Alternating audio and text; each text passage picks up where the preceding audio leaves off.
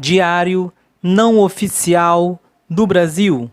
Dia 71/365, 12 de março, terça-feira, 53º dia de blindagem do Bolso Filho. Nenhuma notícia de Queiroz. 200 mortos e 110 desaparecidos no crime de Brumadinho. Fábio Schwartzman continua impune. Dia 71 remete ao artigo 171 do Código Penal. 1. O presidente eleito publica fake news para comprometer jornalista. Um vídeo grosseiramente editado, uma notícia publicada num site por uma funcionária pública, assessora de um parlamentar do PSL, adulterando falas, tudo isso com dinheiro público. O presidente eleito e a assessora são pagos com dinheiro público e utilizam tempo de serviço para adulterar vídeos e tentar espalhar o ódio a jornalistas. Um dos jornalistas atacados é especialista em matérias contra as milícias. 2. Publicação do Diário Oficial é categorizada como fake news pelo presidente eleito. Ele diz que a própria imprensa oficial, controlada por ele, é mentirosa. Afirma que a nomeação de um dos milhares de militares do seu governo não é real. O cargo do militar é para gerenciar redes sociais. Imagina o imbróglio que vocês nos meteram, os que optaram por esse voto inútil. 3. A revista Fórum publica o levantamento das mentiras do presidente aos 68 dias de governo. 149 declarações passíveis de checagem e 82 declarações completamente falsas. Mais da metade, média de 1,4 por dia. Enfim, um mito maníaco. PS. Sobre o Hospital Albert Einstein, a conta de 400 mil apresentada ao presidente eleito pelo seu tratamento será paga com dinheiro público. E a de Queiroz? Dia 72/365, 13 de março, quarta-feira. 341 dias da prisão de Lula. Quantos fuzis foram encontrados na casa do vizinho amigo de Lula que matou uma vereadora? Quantos bilhões foram apropriados pela fundação privada de Lula que entregou a Petrobras para os americanos envolvendo revelações de segredos estratégicos para o país? O filho de Lula namorava com filha de qual miliciano? Quantos milicianos o filho de Lula homenageou na Assembleia Legislativa? Quantas notas fiscais Lula fabricou em Maringá? Quantos cheques o motorista de Lula depositou na conta de Dona Marisa? Quantos motoristas de Lula foram internados no Albert Einstein? Quantos assessores dos filhos de Lula repassaram seus salários para os motoristas de Lula? Qual foi o filho de Lula que entrou na procuradoria por liminar antes de cumprir os requisitos? Foi Lula quem inventou um endereço falso em Londrina para o CEF para mantê-lo falsamente sob jurisdição?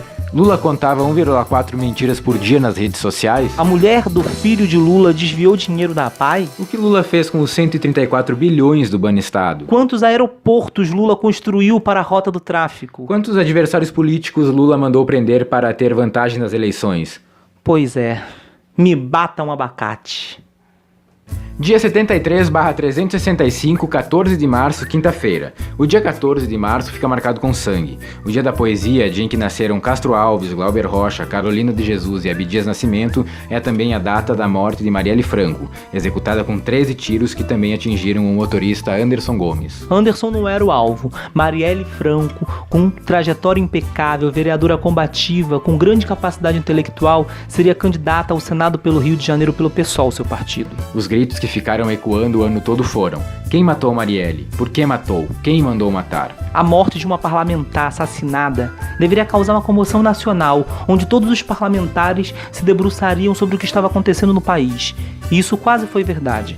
Os Bolsonaros e seu partido não fizeram coro. Na Assembleia Legislativa, Flávio Bolsonaro, que já havia homenageado um dos assassinos, foi o único parlamentar que votou contra uma homenagem à vereadora Marielle Franco. Eduardo Bolsonaro antecipou que culpariam um PM.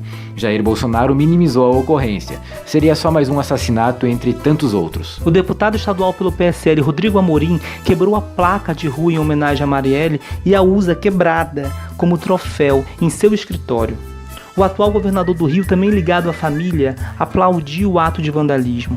Essas são assinaturas. O jornalista Luiz Nassif, a revista Piauí e a revista Fórum apontam detalhes. É quase uma teia tecida em torno da Bolsa Família. A cada suspeito, indiciado, investigado tem um fio ligando o elemento à família. Assessores, vizinhos, ex-sogro do Bolso Filho, motoristas, todos os investigados até agora têm uma conexão nada casual com a Bolsa Família, com 117 fuzis com tudo. Parte da história ainda é interrogação porque todo o aparato institucional é suspeito na medida em que os assassinos vêm do corpo da Polícia Militar do Rio de Janeiro, com conexões do Planalto à vereança. E diante desse quadro, é de se perguntar o quanto está sendo revelado, há quanto tempo a polícia sabia. Porque tudo acontece tão espetacularmente às vésperas de completar um ano de assassinato de Marielle. por que o delegado que conduziu as investigações será afastado do caso? Ao serem questionados sobre quem mandou matar Marielle, a resposta oficial é uma outra assinatura. Também queremos saber quem mandou dar a facada. A facada, além de instrumento eleitoreiro, também passa a ser instrumento de compensação. No mundo que reúne no mesmo governo Sérgio Moro, Paulo Guedes, Jair Bolsonaro, um astronauta, um colombiano xenófobo, uma ministra da família, Em nome de Já, que sequestra crianças, nada é coincidência. Ontem, 13 de março, um adulto de 25 anos e um adolescente de 17 anos, brancos assassinos bolsonaristas convictos, integrantes de grupos extremistas virtuais num ato de terrorismo, planejaram e executaram um massacre numa escola pública estadual em Suzano, São Paulo. 10 pessoas mortas até o momento e 11 feridas. O presidente do país, conhecido por sua incontinência verbal no Twitter, levou 6 horas para um pronunciamento. E a declaração de um de seus prepostos foi absolutamente imbecil, sugerindo que se os professores estivessem armados, a tragédia seria evitada. Dia 74/365, 15 de março, sexta-feira. 56º dia de blindagem do Bolso Filho, nenhuma notícia de Queiroz. 200 mortos e 108 desaparecidos no crime de Brumadinho. Fábio Schwartzman continua impune. Sobre terrorismos e gangsterismos. 1. Ainda sobre Suzano. Dogolosham é um fórum só acessível na Darknet. Existem indícios de que os terroristas de Suzano procuraram o fórum para conseguir dicas de como executar o atentado. De acordo com o site R7, há um lamento no fórum em razão de os 2 assassinos não terem conseguido ultrapassar o número de mortos de Realengo, onde foram mortas 12 crianças. Este fórum já foi alvo de uma grande operação realizada pela Polícia Federal e um dos seus criadores, Marcelo Vale Silveira Melo, foi preso e condenado a 41 anos, 6 meses e 20 dias de prisão por associação criminosa, divulgação de imagem de pedofilia, racismo, coação, incitação ao crime e terrorismo. 2. A Embaixada dos Estados Unidos no Brasil deve mais de 138 milhões à Previdência. Não tenho notícias da cobrança. 3. Ainda sobre gangsterismo. Membros do STF qualificam os membros da República de Curitiba como gangsters, em função da fantástica fundação privada constituída com recursos extorquidos da Petrobras. O procurador Dallagnol PowerPoint circulava pelos bancos buscando aplicações e tratando os recursos como se fossem privados. Para concluir nosso tema de hoje, o delegado que tornou pública a investigação sobre o assassinato de Marielle Franco e Anderson Gomes foi afastado do caso e enviado para a Itália. Dia 75/365, 16 de março, sábado. Sobre o ódio às mulheres e suas representações. 1. Os representantes de um determinado povo. Daniel Silveira, Charles Evangelista, Guga Peixoto, PSL. Celso Sabino, Lute Rebelo, PSDB. Vavá Martins, PRB. Célio Situdart, PV. Léo Moraes, Podemos. Marreca Filho. Não é o Marreco de Maringá. Patriotas. Igor Normando, PHS. Esses deputados realizaram um ato corporativo, latindo como vira-latas e levando gravações de outros cães para atrapalhar um ato em homenagem a Marielle Franco no Congresso. Não conseguiram atrapalhar o ato, mas se colocaram claramente na questão, deixando suas assinaturas na história como cães raivosos que odeiam mulheres. 2. Um vídeo circula na internet com uma série de homens brancos gritando o nome de Ustra, o torturador que colocava ratos e baratas na vagina de mulheres que pensavam e lutavam pela liberdade. O que mais chocou é a legenda. Trata-se da posse de deputados que representam algum outro povo do estado de São Paulo. Sobre a luta das mulheres.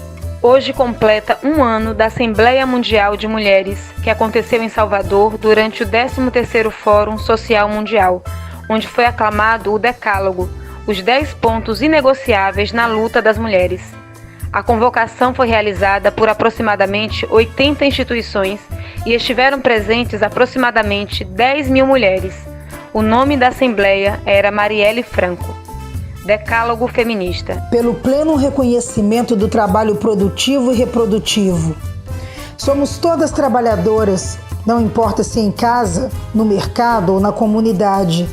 Pela igualdade de oportunidades e igualdade salarial, contra o assédio sexual e moral no trabalho. Pelo pleno reconhecimento do trabalho de cuidado remunerado. Exigimos políticas públicas para garanti-lo. Pelo fim dos feminicídios, transfeminicídios e de todas as formas de violência, sejam sexuais, físicas, simbólicas, psicológicas, domésticas, trabalhistas, obstétricas, patrimoniais e epistêmicas, praticadas no âmbito público, privado e no ativismo.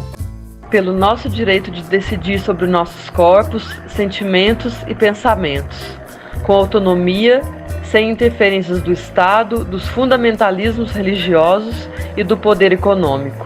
Por nossa emancipação real e substantiva e acesso ao poder político. Pelo fim da utilização de nossos corpos como arma de guerra. Pelo fim da perseguição e assassinato das defensoras de direitos humanos. Pelo nosso acesso e de todas as pessoas à educação universal, emancipadora, transformadora, libertária, não racista e não sexista. Contra o racismo, a xenofobia, o genocídio e o fim do encarceramento das pessoas negras, indígenas, migrantes e pobres. Pelo reconhecimento de nossa identidade e expressão de gênero autopercebidas, pela plena garantia dos nossos direitos, fim da discriminação e da violência por orientação sexual, identidade e expressão de gênero. Pelo desmantelamento da estrutura patriarcal dos meios de comunicação, pelo fim da mercantilização e hipersexualização de nossa imagem. Nossa invisibilidade nestes meios contribui para o silenciamento de nossas lutas. Contra o capitalismo, o colonialismo e o imperialismo que nos exploram e expropriam ao redor do planeta, cujas disputas pelo mercado e fontes geram guerras, destruição, violências e mortes que atentam contra nós. Dia 76/365, 17 de março, domingo, 58º dia de blindagem do Bolsa Filho, nenhuma notícia de Queiroz. 200 mortos e 108 desaparecidos no crime de Brumadinho. Fábio Schwartzman continua impune. Hoje mais uma cidade foi evacuada sob risco de ser atingida pelas ações criminosas da Vale, que foi privatizada por Fernando Henrique Cardoso. 1. O projeto de governo que o Brasil do ódio optou por enviar ao Planalto, com base na ausência total de debate e no ódio plantado pela mídia e pelo midiático juiz cabo eleitoral, tem essa figura execrável no Ministério da Economia. 2. O atual ministro pega o mais falido e genocida dos modelos de previdência e tenta aplicar ao Brasil, comprando deputados para que votem nesse projeto. A compra de deputados é clara, tem áudios, tem provas. 3. Paulo Guedes nunca fez um pronunciamento sobre recuperar o dinheiro devido à Previdência ou aos fundos. A proposta é feita com a autoridade moral de quem é acusado de desaparecer com 22 milhões da Previdência dos funcionários da Caixa. Embora, diante da mágica do Marreco de Maringá e das transações com dinheiro de Cunha, de Gedel e de Rousseff, seja quase um amador. 4. E como março é mês de liquidação, liquidou 12 aeroportos. Uma estatal espanhola que é visionária e entende de economia aproveitou a pechincha oferecida pelo ministro. 5. Quem sai ganhando com a transação? Certamente não é o país, que vai ficar com troquinho sem projeto. Esse dinheiro será gasto em quê? Cartão corporativo para o presidente eleito e a primeira-dama? Ou talvez ajudar Olavo de Carvalho a pagar as dívidas dele? Ou quem sabe, financiar passeios de empregados do MEC? Dia 77/365, 18 de março, segunda-feira, 59º dia de blindagem do Bolsa Filho, nenhuma notícia de Queiroz. 200 mortos e 108 desaparecidos no crime de Brumadinho. Fábio Schwartzman continua impune. Mais uma cidade foi evacuada sob o risco de ser atingida pela ação criminosa da Vale, que foi privatizada por Fernando Henrique Cardoso. 1. Nesse momento, em todas as escolas do Brasil, de todos os níveis, das creches às universidades, não devem existir mais alunos em férias.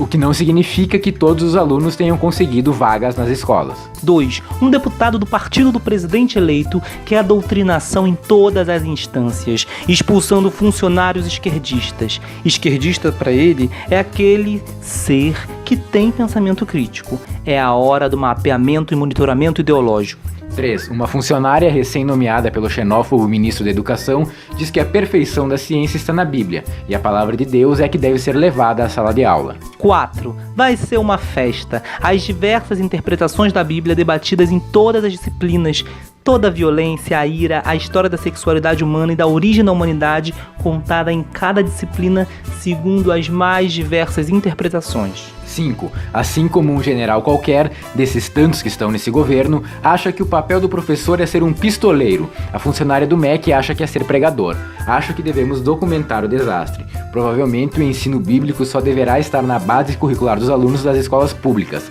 que é a base de experimento desse governo. 6. O sucateamento das universidades já começou em diversos níveis. Além do corte de verbas para pesquisas, porque obviamente não poderemos avançar no campo científico em um governo entreguista, os cortes em cargos, chefias de departamentos, coordenações, tudo isso acaba de ser destruído. Sem estrutura, vai ficar cada vez mais difícil a universidade cumprir a sua função.